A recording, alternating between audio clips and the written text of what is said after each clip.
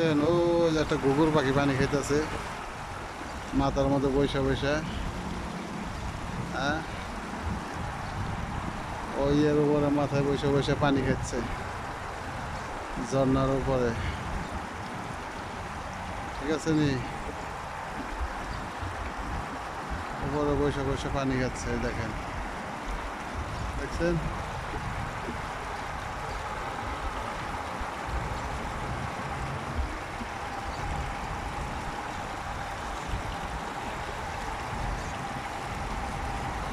এই পানি খাইতেছে ওই এর উপরে বসে বসে, খুব মজা পাচ্ছে আর কি।